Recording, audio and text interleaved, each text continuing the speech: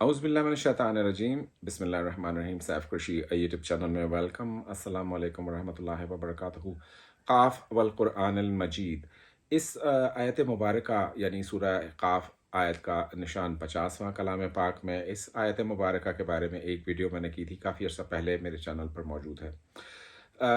اس میں ویڈیو میں جو عمل دیا گیا تھا یا جو اس میں طریقہ بیان کیا گیا تھا، اس کے حساب سے بہت سارے لوگوں نے وہ عمل کیا یا اب بھی کر رہے ہیں با اجازت عمل۔ یہ وہ واحد میرے خیال میں عمل ہے جس کے لیے میں نے تاکید کی تھی کہ یہ بغیر اجازت کے نہیں کرنا چاہیے، اور اس میں قاف بنا کر میں نے دکھایا تھا ویڈیو میں کہ یہ اس طریقے سے قاف کی شکل بنے گی، پرنٹ آؤٹ نکال سکتے ہیں، مارکر سے لکھ سکتے ہیں، اور دیوار پر پیسٹ کر کے چسپاں کر کے آپ اس کو دیکھ سکتے ہیں۔ آپ کی جو آئی کانٹیکٹ ہے وہ قاف پر رہنی چاہیے، اور اس میں تعداد بھی متعین کر کے بتائی گئی تھی۔ تو آج اس ویڈیو میں ان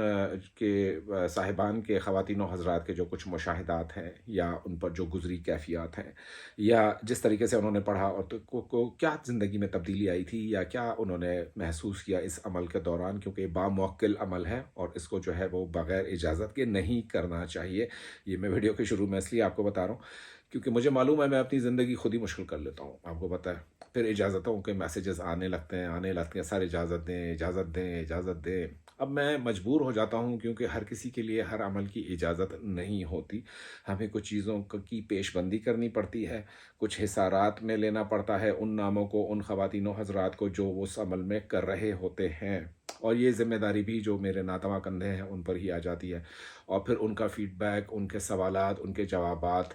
اب آپ خود سوچئے کہ میں کمنٹس کا بھی جواب دیتا ہوں، میں ای میلز کا بھی رپلائی کرتا ہوں، میں جو واٹس ایپ جو ڈائریکٹ میرے پاس نمبر ہوتا ہے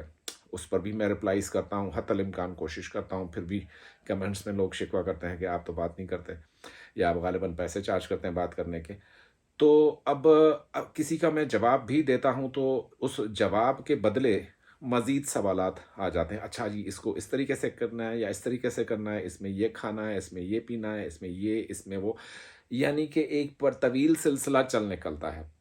اب میں یہاں پر جو عمل شیئر کرتا ہوں وہ جنرلی سب کے لیے ہوتے ہیں، لیکن کچھ جو با اجازت عمل ہیں وہ صرف ان لوگوں کے لیے ہوتے ہیں جو آلریڈی روحانیت میں کوئی نہ کوئی محنت کر چکے ہوتے ہیں، یا جن کے استخارے میں نکالتا ہوں ان کے لیے ہاں آتی ہے تو ان کو عمل کی اجازت جو ہے وہ دے دی جاتی ہے۔ اب ہر کوئی اس عمل کو نہیں کر سکتا۔ قاف القرآن المجید ایک جلالی عمل ہے، بہت ہی جلالی عمل ہے،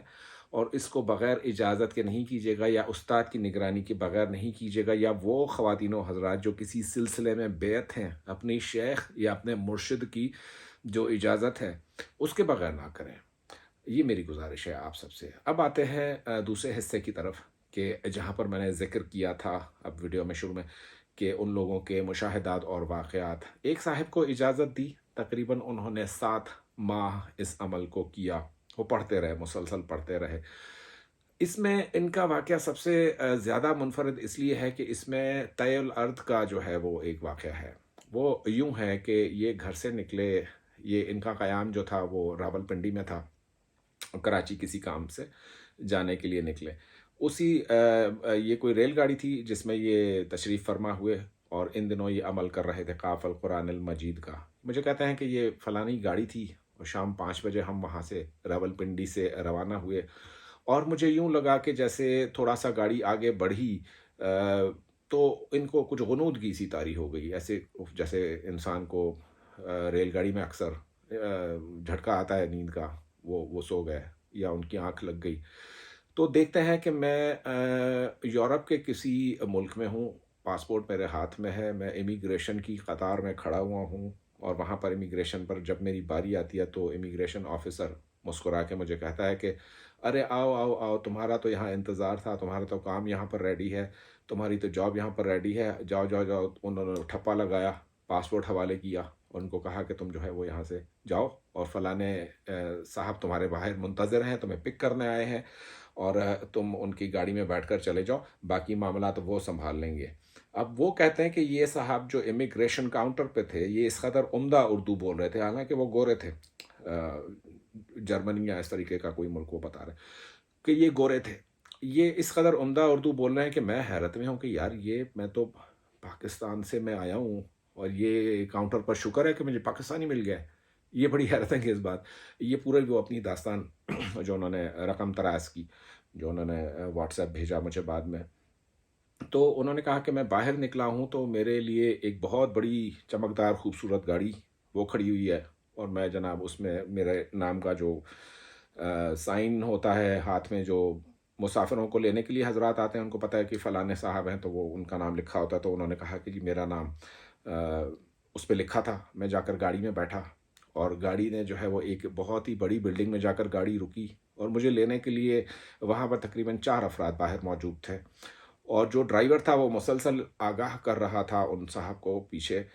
جو دفتر کے لوگ تھے، کہ بھی اب ہاں یہاں پہنچے ہیں، اب ہم یہ روڈ کراس کریں، اور وہ روڈوں کے نام یہ سب چیزیں وہ بہت ہی صراحت اور وضاحت کے ساتھ انہوں نے بیان کی، اور قسم کھا کر کہتے ہیں کہ میں نے زندگی میں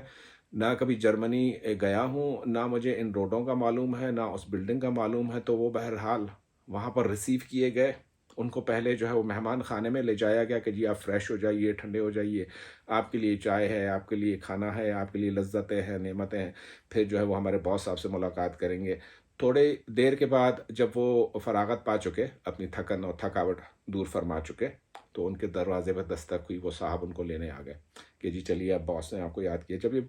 باس کے کمرے میں داخل ہوتے ہیں تو یہ بہت ہی بڑا کوئی عالیشان دفتر ہے، تو باس اس کو کہتا ہے کہ یار میری دیکھو 80 سال کی عمر ہے،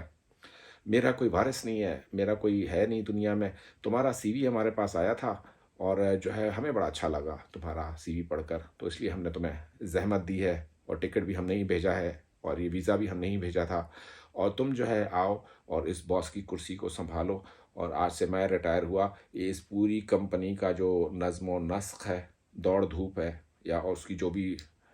انتظام اور انصرام ہے، یہ تم سنبھالو۔ یہ کہتے ہیں کہ میں نے کرسی پر بیٹھا،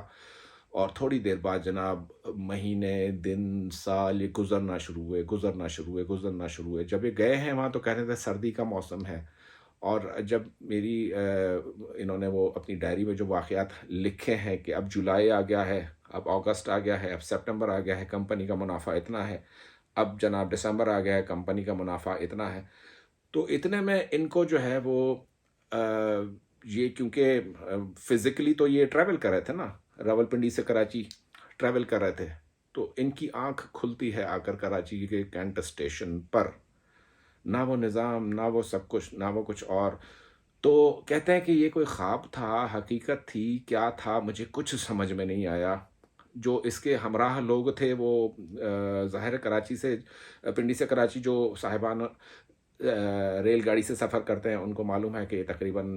20-24 گھنٹے کا سفر ہوتا ہے، تو انہوں نے کہا ہم نے تمہیں بارہا جھنجھوڑا، تم کسی اجنبی زبان میں مسلسل محو گفتگو تھے، ہم نے سمجھا کہ کوئی دورہ پڑا ہے، 2 دفعہ ٹی ٹی کو بلایا گیا کہ یہ صاحب تو ہوش میں آ نہیں رہے، پتہ نہیں ان کے ساتھ کیا مسئلہ ہے، تو سب نے یہ طے کیا کہ بھائی کراچی کا کیونکہ ان کا ٹکٹ تھا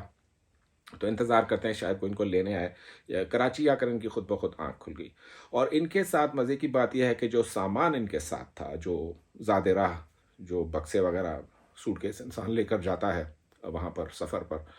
تو وہ ان کے ساتھ موجود تھے، لیکن ایک اور اجنبی بیگ بھی تھا جو ان کے سرہانے پڑا ہوا تھا، جس پر یہ سر رکھ کر سوئے تھے، اور یہ قسم کھا کر کہتے ہیں کہ میرا نہ وہ بیگ نہ کچھ اور بیگ اس کے